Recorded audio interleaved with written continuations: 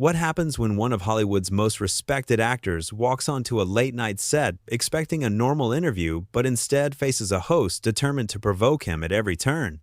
It only took 37 seconds of disrespect before the entire evening exploded into one of the most shocking moments in talk show history. The studio lights were bright that evening.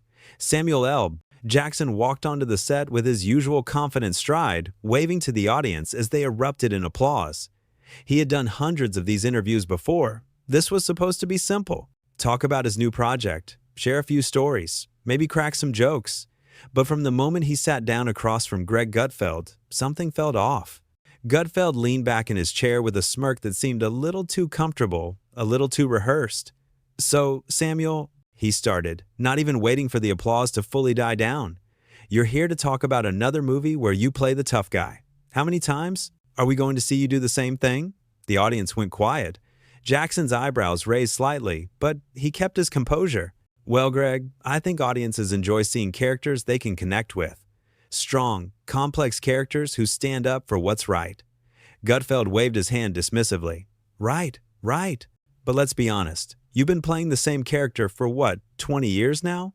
Do you ever get tired of just yelling at people on screen?" Jackson shifted in his seat, his jaw tightening just a fraction. "I think if you actually watched the films, you'd see there's a lot more depth to the roles than you're giving credit for." "Depth," Gutfeld repeated, almost mockingly. "Is that what we're calling it?" He turned to his audience with that same smirk. "I mean, come on. How much depth does it take to say a bunch of curse words and look angry?" A few uncomfortable laughs rippled through the crowd, but most people stayed silent. Jackson's eyes narrowed. He wasn't laughing. "You know what, Greg?" Jackson said, his voice steady but firm. "I came here thinking we'd have a real conversation.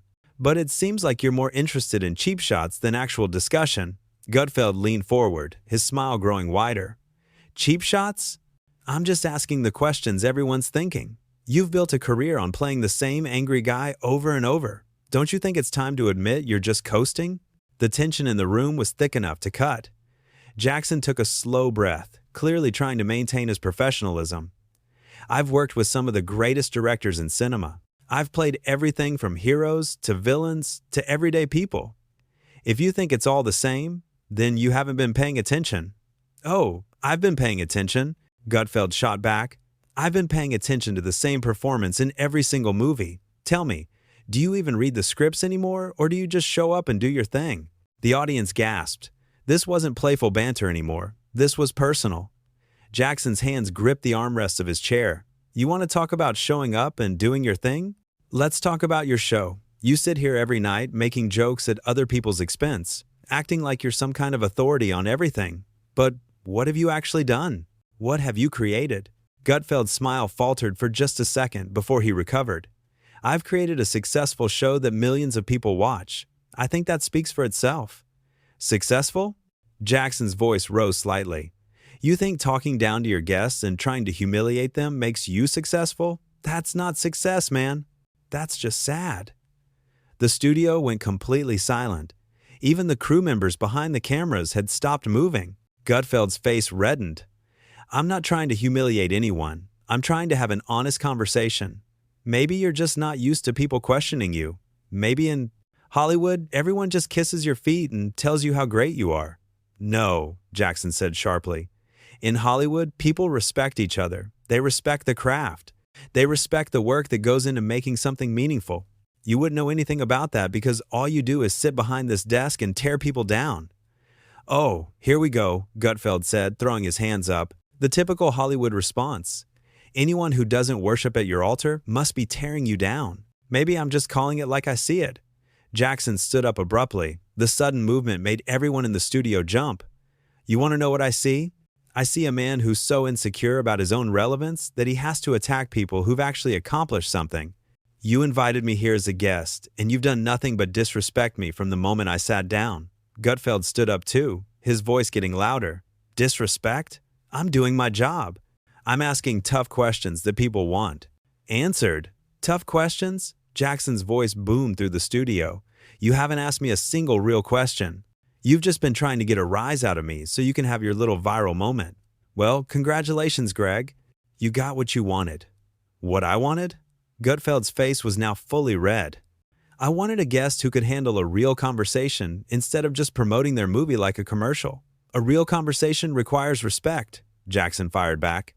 It requires actually listening to the other person instead of just waiting for your turn to make another snide comment. You don't want a conversation. You want a punching bag. Gutfeld pointed his finger at Jackson. You know what your problem is? You can't handle criticism. You're so used to everyone treating you like royalty that the second someone challenges you, you fall apart. Jackson laughed, but it wasn't a friendly laugh. It was the kind of laugh that comes right before someone loses their patience completely. Challenge me? You think this is challenging me? You haven't challenged anything. You've just been rude. There's a difference. Rude? Gutfeld scoffed. I'm being honest. Maybe that's a foreign concept in your world where everyone's fake and political and scared to say what they really think. Honest? Jackson took a step closer to the desk. You want honest? Here's honest. You're a bully hiding behind a desk. You think you're clever because you can make fun of people while they're sitting there trying to be polite. But the second someone stands up to you, you can't handle it. The camera operators were zooming in, catching every moment of the confrontation. The audience sat frozen, watching two powerful personalities clash in real time. Gutfeld's voice dropped to a harsh whisper. I don't have to handle anything from you. This is my show. You're on my stage. And if you don't like how I run things, there's the door. Jackson stared at him for a long moment. The silence stretched out, heavy and uncomfortable. Then Jackson smiled, but it wasn't warm. It was the smile of someone who had just made a decision. You're right, Jackson said quietly. This is your show, and it's a perfect reflection of you. Small, petty, mean, spirited. I don't need to be a part of it. He started to remove his microphone, his movements deliberate and calm. Gutfeld seemed to realize he had pushed too far. Wait, come on, don't be so sensitive. We're just having a discussion here. No, Jackson said firmly, placing the microphone on the guest chair. A discussion requires two people who respect each other. You've made it clear you don't respect me, and I'm not going to sit here and let you treat me like I'm some kind of joke. Samuel, come on, Gutfeld said, his tone suddenly shifting to something that almost sounded like backpedaling. Don't leave. The audience wants to hear from you. Jackson looked out at the audience, then back at Gutfeld. The audience deserves better than watching someone get torn down for entertainment. They deserve actual conversations, actual insights, actual humanity. Not whatever this is. This is ridiculous, Gutfeld muttered, but his voice had lost its edge. He looked rattled now, uncertain. No, Jackson said, his voice clear and strong. What's ridiculous is that you think this is entertainment. What's ridiculous is that you built a career on making people uncomfortable and calling it honesty. What's ridiculous is that I actually thought you might be different than your reputation. He turned to walk away, and that's when Gutfeld made his biggest mistake. Fine. Walk away, Gutfeld shouted after him. Run back to Hollywood where everyone will tell you how amazing you are. See if I care. Jackson stopped. He turned slowly, and the look on his face made even Gutfeld take a step back. You know what the difference is between us? Jackson's voice was quiet, but it carried through the entire studio. I've spent my career trying to tell stories that matter, stories that make people think, that make people feel something real. You've spent your career trying to make people feel small, and you think that makes you important. I am important, Gutfeld insisted, but his voice cracked slightly.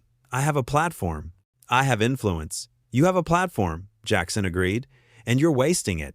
You could use your show to actually connect with people, to have meaningful exchanges, to learn something. Instead, you use it to feed your ego by tearing down your guests. I don't tear anyone down, Gutfeld protested weakly. You've been tearing me down since I walked out here, Jackson said.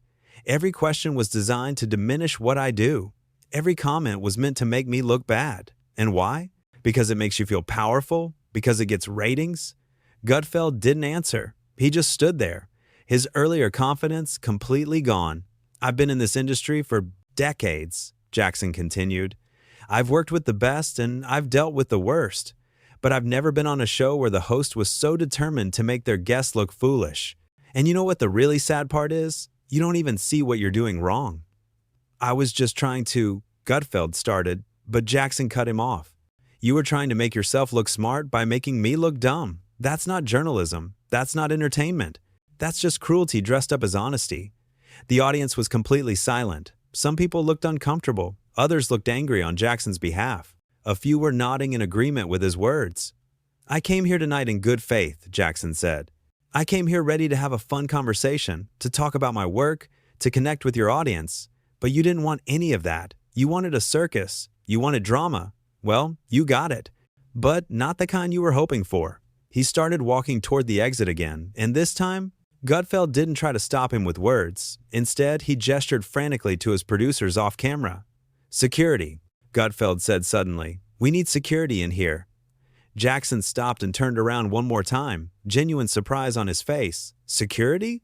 Are you serious right now?" "You're being disruptive," Gutfeld said, trying to regain some authority. "You're making a scene on my show." "I'm making a scene?" Jackson's voice rose with disbelief. "You spent the last 10 minutes insulting me and my career, and I'm the one making a scene by refusing to sit there and take it?" "You're being unprofessional," Gutfeld insisted, his face flushed. "You agreed to come on this show, and now you're walking out in the middle of it." "Unprofessional?" Jackson repeated. "Let me tell you what's unprofessional: inviting someone to your show and ambushing them with insults, asking questions designed to embarrass rather than enlighten, treating your guests like they're beneath you. That's unprofessional." Two security guards appeared from backstage, looking uncertain about what they were supposed to do. "Escort him out," Gutfeld ordered, pointing at Jackson. The security guards looked at each other, clearly uncomfortable with the situation. Jackson looked at them and shook his head slowly. "Don't worry," Jackson said calmly.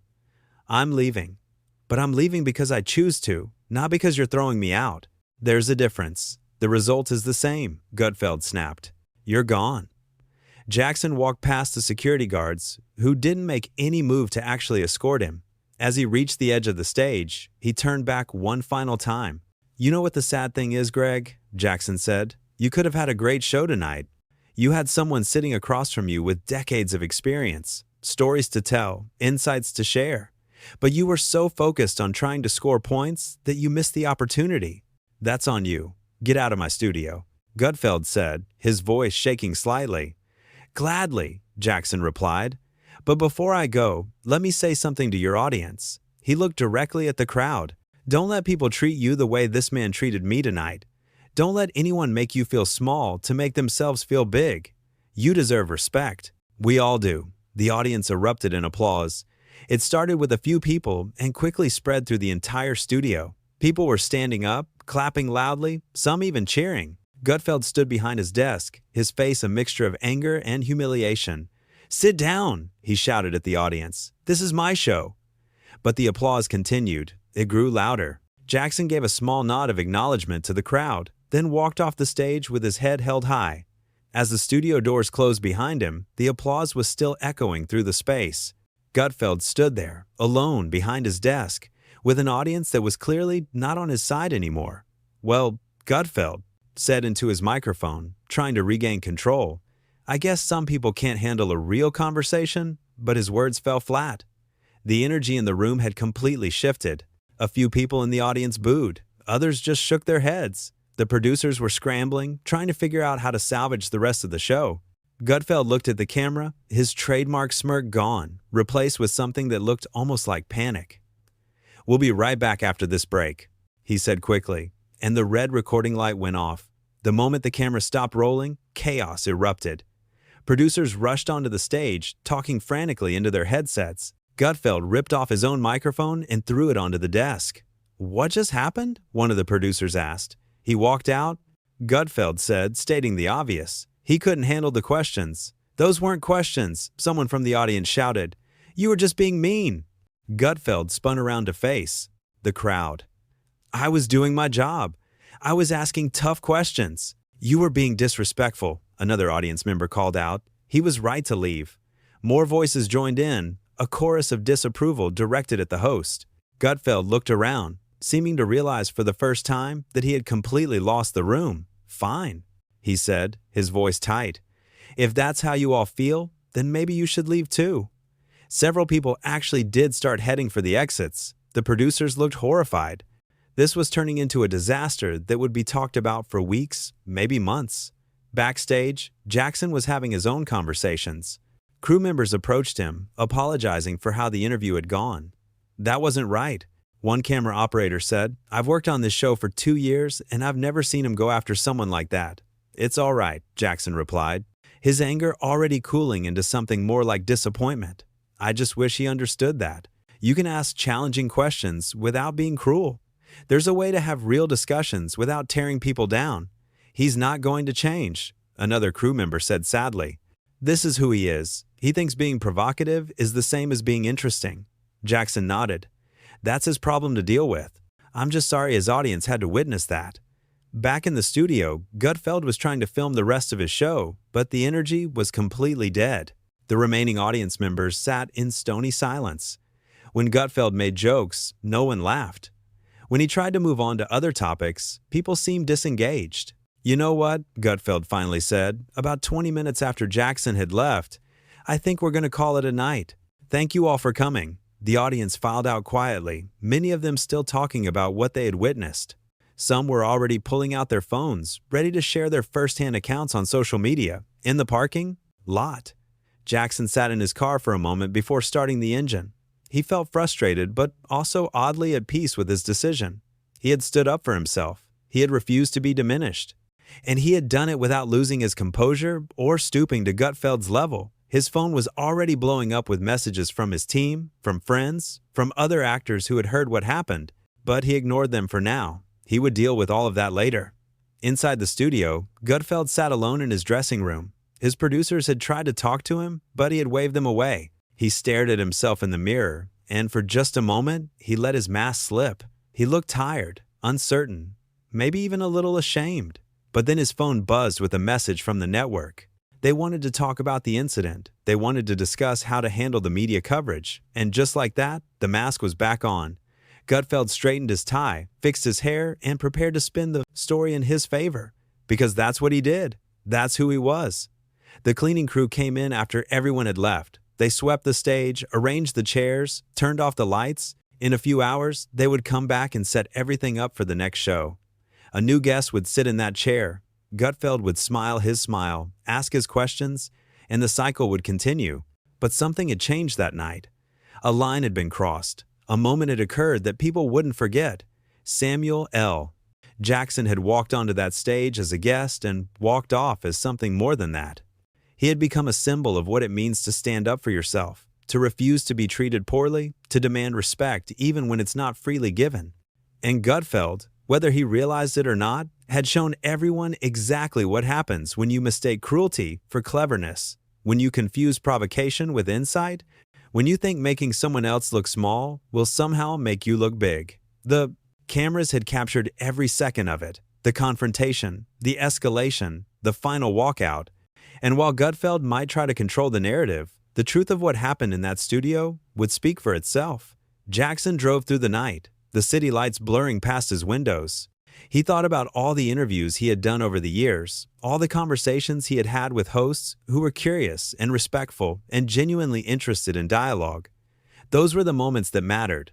Those were the conversations that actually meant something. This night, this interview, this confrontation with Gutfeld was something else entirely.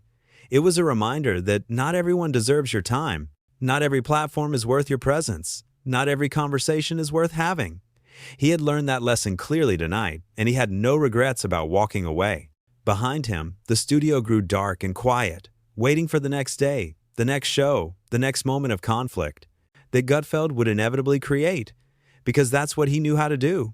That's what his show was built on. But Samuel L. Jackson was done being a part of it. He had said his piece, made his stand, and walked away with his dignity intact. And sometimes, that's all you can do.